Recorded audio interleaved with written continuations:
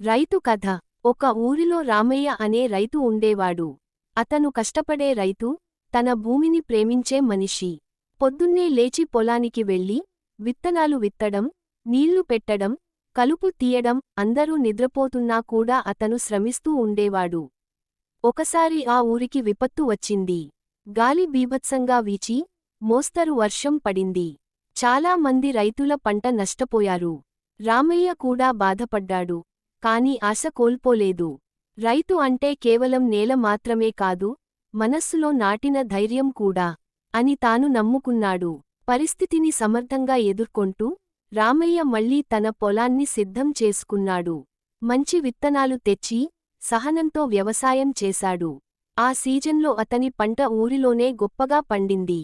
అప్పటినుంచి రామయ్యను అందరూ గౌరవించడం మొదలుపెట్టారు.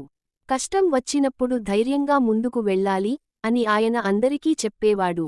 ఈ కథ మనకు నేర్పే సంగతేమిటంటే, కష్టాలు వచ్చినా నమ్మకంతో, పట్టుదలతో పనిచేస్తే విజయం మనదే.